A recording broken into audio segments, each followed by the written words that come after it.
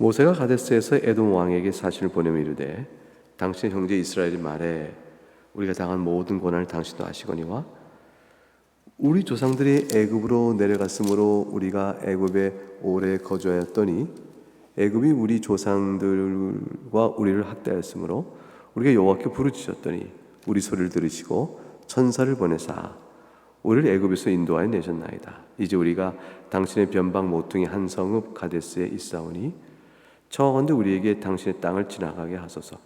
우리가 밭으로나 포도원으로 지나가지 아니하고 우물물도 마시지 아니하고 왕의 큰 길로만 지나가고 당신의 지경에서 나가기까지 왼쪽으로나 오른쪽으로나 치우치지 아니하리다 한다고 하라 하였더니 에돔 왕이 대답하되 너는 우리 가운데로 지나가지 못하리라.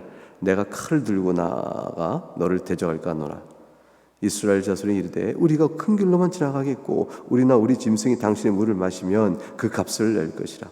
우리가 도보로 지나갈 뿐인즉 아무 일도 없으리다 하나 그는 이르되 너는 지나가지 못하리라 하고 에돔 왕이 많은 백성을 거느리고 나와서 강한 손으로 막으니 에돔 왕이 이같이 이스라엘이 그의 영토로 지나감을 용납하지 아니하므로 이스라엘이 그들에게서 돌이키니라.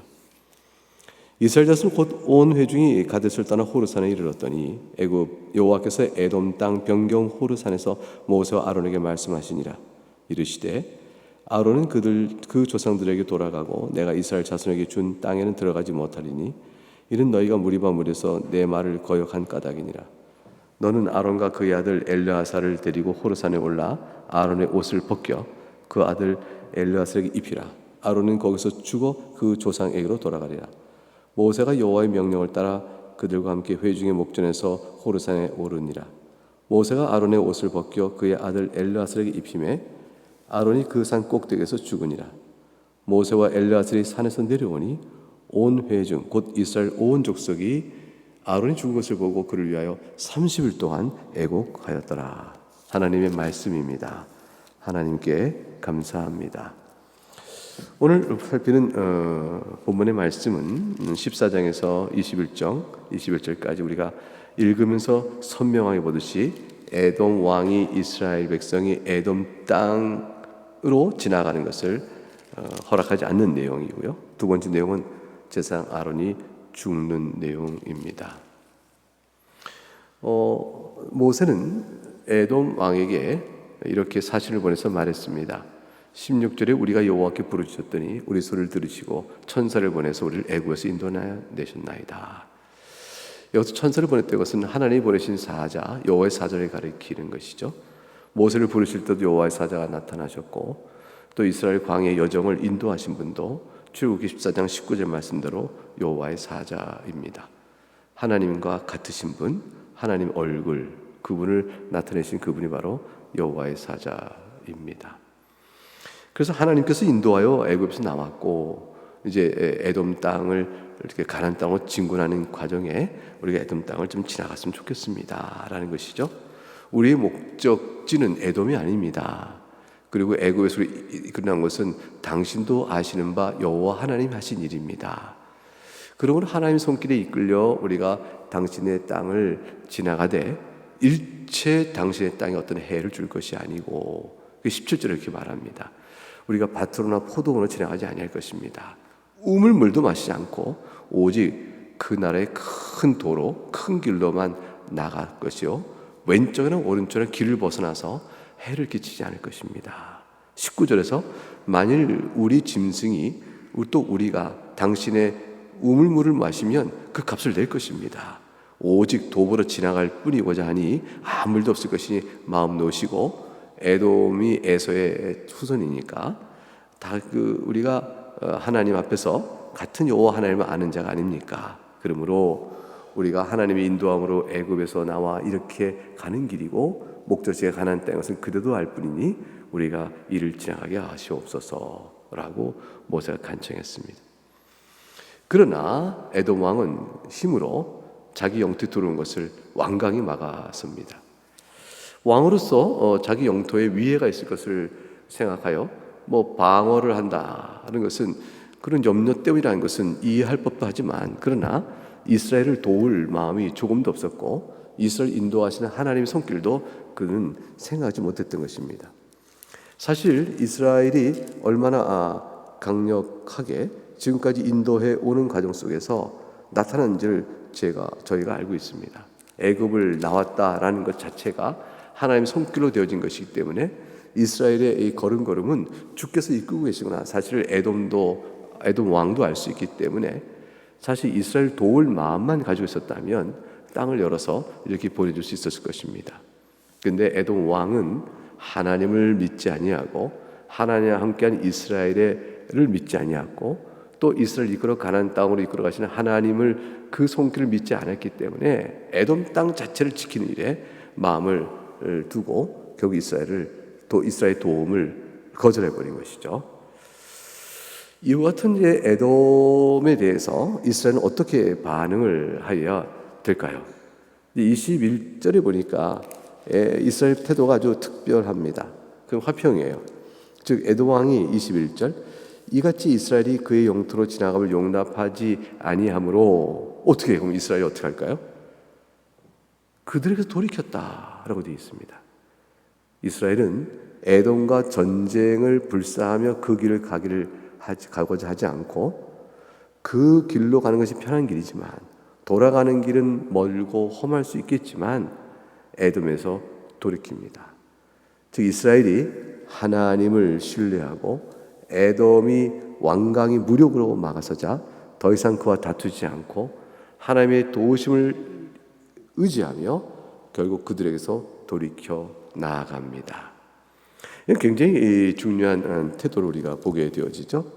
이스라엘이 난관을 맞이했을 때 여기서는 불평과 원망으로 하나님께 정하지 않고 이 상황 속에서 하나님의 다른 길의 인도를 따라 나가고 있는 모습을 보게 됩니다. 이스라엘이 언제까지 이렇던 믿음의 태도를 가지고 나갈지 우리가 알 수는 없지만 그러나 사실은 21장을 넘어가면서 우리가 바로 아는 것처럼 이스라엘은 강력하게 그 지역들을 하나씩 점령해 나가게 되어집니다.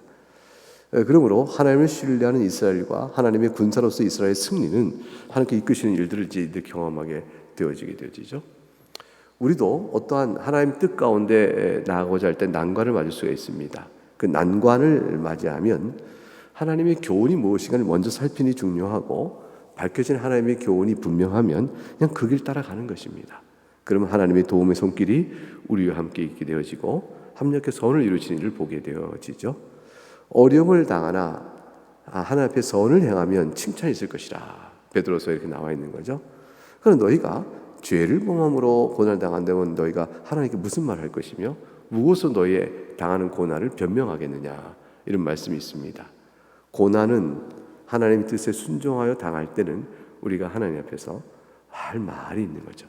주께서 칭찬할 일이 있게 되는 것이죠. 이스라엘은 형제인 에돔 왕부터 묵묵히 돌아섭니다. 사실 이것은 하나님께서 주신 명령에 따른 순종이에요. 이스라엘의 관용 때문에 또는 이스라엘이 두려워서 에돔과 싸우기를 피하지 않고 이렇게 이제 물러선 것이 아니고 하나님께서 이스라엘에게 이미 말씀하신 내용 때문에 순종에 나온 것입니다. 이 신명기 2장에 보게 되면 이 내용이 자세히 나오는데요. 신명기 2장 4절과 7절에 이렇게 기록되어 있습니다. 너는 또 백성에게 명령하 이르기를 너희는 세일에 거주하는 너희 동족 에서의 자손이 사는 지로 지날진대 그 에서의 자손인 에돔 족속이 너희를 두려워할 것이라. 그 너희는 따라서 스스로 깊이 삼가고 그들과 다투지 마라. 에서 후손인 에돔과 다투지 말라고 하나님이 명하셨어요. 그들의 땅을 한 발자국도 너에게 주지 아니하리니 이는 세일산을 에서에게 기업으로 주었습니다. 그러니 너희는 에돔 족속과 다투지 말고 돈으로 그들에게서 양식을 사 먹어서 먹으려면 사서 먹고 물을 먹으려면 돈을 주고 사서 먹으라. 이 모든 일을 내가 너에게 명하면서 내가 너에게 약속한 것을 네가 알게 하길 원함이니 7절부터 중요한 말씀하시죠.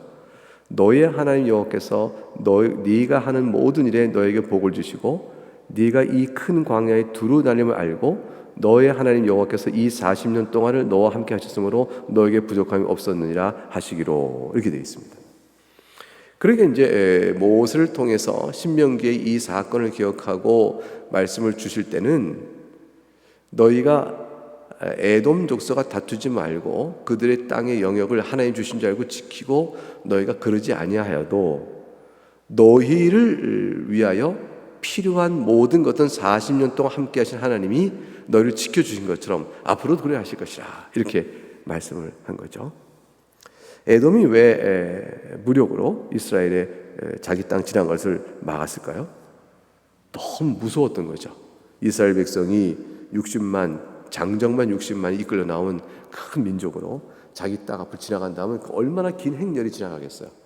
여호와의 언약궤도 있을 것이고, 이렇게 딱 이제 그들이 텐트 다 치고 이렇게 쭉 지나가는 그 장엄한 행렬의 모습 속에서 압도되고 긴장하고 길가에 군사들 배치해서 행해나 이럴 것인가 행해야 되는데, 그들이 이제 평화로운 행진을 할지만 두려우니까 군사를 계속 보내서 그 걸어가는 길을 막았고, 이렇게 해야 되는 상황 속에서 만일 돌이키면 그 순간에 자기들이 당할 것이다, 이런 두려움이 있었던 것이죠. 무서웠습니다. 그래서 결국 허락을 안 했던 것이죠. 이런 에돔의 행위에 대해서 하나님께서 어떻게 평가하시는가? 그게 이제 오바댜서의 에돔을 향한 말씀, 오바댜서 1장에 나와 있는데, 여호와의 말씀이니라. 그날에 내가 에돔에서 지혜 있는 자를 멸하며 에서의 산에서 지각 있는 자를 멸하지 아니하겠느냐. 드마나 네 용사들이 노할 것이라. 이런 말이며 에서의 산에 있는 사람은 다 죽임을 당하여 멸절되리라. 네가 네 형제 야곱에게 행한 포악으로 말미암아 부끄러움을 당하고 영원히 멸절되리라. 그러니까 이제 에돔이 이스라엘 백성이 지나가는 것을 막은 것은 두려운 마음과 동시에 이스라엘 향한 질투와 시기와 미움이 있었던 것이죠. 그래서 에돔 족속은요, 이스라엘이 어려움, 북왕국의 아수르의 침공을 받거나 이렇게 어려움을 당할 때 너무 좋아요. 손뼉치고 좋아요. 그러니까 에돔은 이스라엘이 잘 되는 꼴을 보기가 싫었던 것이죠. 이게 원수 감정 같은, 경쟁적이기도 하고 원수 같은 마음, 그런 마음을 이들이 갖고 있었습니다. 그런 행위로 인해서 하나님의 백성을 미워하니 하나님을 대적하고 하나님의 백성을 저주할 때 그들에게 저주가 임하게 되는 그 일들이 있게 되는 것이죠. 그래서 하나님의 에돔의 행위에 대해서 뚜렷이 이 악행을 기억하십니다. 그래서 심판의 말씀을 하시는 것이죠. 그래서 오바댜서 1장 11절과 14절에 가게 되면 네가 멀리 섰던 날 곧 이방인이 그의 재물을 뺏어가며 외국인이 그의 성문에 들어 예루살렘을 얻기 위하여 제의 뽑던 날에 너도 그들 중 한 사람 같았다. 즉 이방인들이 이스라엘 침공하여 재물을 뺏어가고 예루살렘을 침공하는 날에 네가 마치 침공한 이방인들과 똑같은 관점에서 기뻐했다. 즉 유다 자손이 패망하는 것을 너희가 기뻐했다. 어떻게 네가 그럴 수 있느냐라고 하나님께서 책망하십니다. 그러므로 이 에돔이 이 길을 막은 것부터 시작해서 나중에 이스라엘과 전 역사 속에서 오랜 역사를 진행하면서 이스라엘과 유다가 멸망하는 걸 보는 때까지 진행한 에돔의 전 역사는 하나님 앞에서 심판을 받게 된 형태로 남게 되어집니다. 결국 이제 에돔은 형제국이었으나 거절을 하고 거부했습니다. 자, 그러나 그 다음에 내용을 보게 되면 이제 아론의 죽음이 나와요. 이 상황 속에서 이제 돌아가야 되고, 아론의 죽음이라는 것은 다시 이 두 가지 사건 속에서 공통적으로 제시되는 한 가지 사건이 있어요. 그게 뭐냐면 하나님이에요. 첫 번째, 에돔이 막았으니 어떻게 하면 좋을까? 답은 뭐냐면 하나님께서 이끌고 가신다. 너희는 에돔과 다투지 마라. 너희는 내가 인도한다. 그 에돔의 거절에도 불구하고 하나님의 인도하심을 실려고 나가는 이스라엘의 신앙적 요구, 그 하나님이 눈에 보이고요. 아론의 죽음도 또한 하나님이 보이게 되어집니다. 아론이 죽습니다. 이것은 하나님께서 24절에 이미 말씀하신 거죠. 너희가 무리바 물가에서 내 말을 거역한 까닭이라. 모세가 반석을 향한 명하여 물을 내라 했는데 그가 격한 마음에 지팡이로 두 번을 탕탕 치면서 하나님의 거룩하심을 이스라엘에 나타내지 않았다라는 말씀을 주시거든요. 그래서 너희 둘이, 모세와 아론이 가나안 땅에 들어가지 못할 것이라고 말씀하셨어요. 그 말대로 아론이 먼저 호르산에 여기서 죽습니다. 호르산에 올라서 하나님이 그 영혼을 취하여 가십니다. 그런데 25절을 보니까 엘르아사를 데리고 가서 대제사장 직분을 이렇게 넘겨주도록 하십니다. 그래서 26절 아론의 옷을 벗겨서 그의 아들 엘리아서에게 입히라. 직분을 이어받게 하시는 것이죠. 그렇게 되어진 후에 결국 아론은 그곳에서 죽고 29절에 30일 동안 온 회중 이스라엘이 애국하게 됩니다. 이 애국은 사랑스러운 지도자여 자기들 하나님과 자기들 사이에 대제사장의 직분을 감당했던 아론의 죽음은, 대제사장의 죽음은 30일 동안 애국할 만한 일인 것이죠. 그래서 사실은 이 일의 전통은 굉장히 중요해서 사실 그러니까 도피성을 마련한 다음에 들어가서도 제사장이 죽을 때까지는 그 속에 나오지 말라 했어요. 제사장이 죽을 때는 온 이스라엘이 애국하는 시간을 갖습니다. 그러니까 하나님 앞에서 중보자를 통하여 제사를 통해 그 은혜를 입는 이스라엘은 자기들의 존속과 하나님 관계의 중심은 세우신 중보자인 대제사장을 통하여 이루어지는 것이에요. 대제사장 직분의 이 제사직과 이것이 너무너무 중요했던 일이죠. 이 일로 인한 대제사장의 죽음은 아론 이후에도 마찬가지로 30일 동안 애국하는 전통이 쭉 이어져 가게 됩니다. 오늘 본문에 주는 초점은 결국 하나님께서 이끄신 섭리 가운데 하나님의 뜻을 대적하고 있는 무리를 만날 경우 때로는 하나님이 그들과 다투지 말라 하시면 참고 인도하신 섭리를 따라 에돔 족속을 피하여 가듯이 갈 것이요, 그 다음 아론의 대제사장의 죽음을 이어받은 엘리야설처럼 인간은 죽는다는 거죠. 인간은 결국은 죽고 죽지만 그 누구라도 그들 통해 이루시는 구원 역사를 이어가시는 일 속에는 직분을 계승하도록 하여 하나님께서 마지막에 이루시는 그날까지 우리를 구원하시고자 하는 자들 다 구원하신 일들을 실행해 가신다. 그러니까 삶과 죽음의 주권자이신 영원토록 계신 하나님께서는 전 역사를 다 주관하시며 그 일을 신실하게 자기 뜻대로 행하실 과정에 사람들은 그 짧은 생애를 살면서 부름받아 주 앞에 직분을 행하고 그 직분을 계승받아 나가면 수많은 주의 종들이 그거를 이어가는 것 따릅니다. 사람은 그 누구도 절대가 없다라는 것을 말씀하고 있는 거죠. 오직 하나님만을 바라보라라는 것이에요. 아론의 죽음은 인생이 죄 가운데 죽을 수밖에 없음을 말하고 결국 덧없는 인생의 짧은 인생을 살아가지만 하나님의 자비하심을 바라봐야 될 이유를 선명하게 보여줍니다. 그리고 주의 몸된 교회의 복음 사역은 항상 대를 이어 계승하여 이어져 가니 주 오실 때까지 계속 이어질 것이다. 그러므로 이제 우리가 사도들이 세상을 떠나고 주의 낙원에 이르렀을 때 그때 교회가 얼마나 약해요. 근데 사도들 떠났으니까 그 다음에 이 교회가 유지가 될까요? 근데 속사도들이 서서 교회를 유지시킵니다. 그 다음에 교부시대를 거쳐옵니다. 계속 거쳐오는 과정 속에 이어져 오는 까닭은 뭐냐면, 교회가 계속 이어져 오는 까닭은 성령 하나님께서 부름을 주시고 소명을 주시고 끌어내셔서 이 일을 맡도록 계속 직분자를 세워가시기 때문이죠. 그러니까 사람은 흘러가고 변해가지만 직분은 영원토록 견고하여, 그래서 교회에 있는 이제 신약교회 안에서 목사요, 장로요, 집사는 소위 항존직이라. 이게 뭐냐면 교회에 이런 종들을 계속 불러 세워서 교회에 맡긴 일들을 계속 이어가게 하신다는 거죠. 그렇게. 그래서 이어져 가는 것입니다. 나그네교도 이렇게 이어져 가고 또 다른 교회도 이어져 가고 다 이어져 주님 오실 때까지 교회가 계속 이어져 가는 것입니다.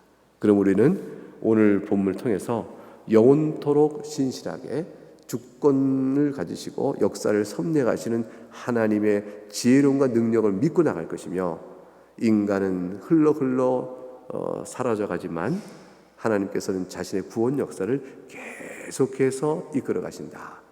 그 일을 위하여 대를 이고 계승하는 직분자를 계속 세워서 그 일을 해나가신다. 하나님의 신실한 약속은 사람에 달린 것이 아니요 주의 뜻 가운데 있다라는 사실을 우리가 오늘 본문을 통해서 깊이 보게 되어집니다. 이런 말씀의 은혜를 생각해 보게 되면 우리 개개인도 마찬가지라 생각해요. 우리도 자녀들에게 또는 주변에 사는 동안에 내가 복음을 전하고 또 젊은 사람들에게 또는 우리 교회에 있는 어린아이들에게 무엇을 가르칠 것인가? 하나님이 하시는 그 큰 일을 영구적으로 이어가는 그 계속되는 일, 다른 뜻이 있을 때까지 계속 이어지는 그 길에 계승되어진 일들을 위해서 우리는 다음 세대, 다음 세대, 다음 세대, 또 옆에 있는 사람들에게 복음을 전하는 일들을 감당하는 거죠. 굉장히 소중하고 하나님 보실 때는 주의 일을 해, 그야말로 주의 일을 해가는 가치가 높은 그런 일들을 할 것입니다. 우리 교회에 있는 어린 영혼들도 우리가 바라보는 눈길이 달라져야 할 것이다. 가정마다 주신 자녀들의 신앙의 계승을 위해서 생활하는 일도 매우 사뭇 달라져야 할 것이다. 이렇게 생각이 됩니다.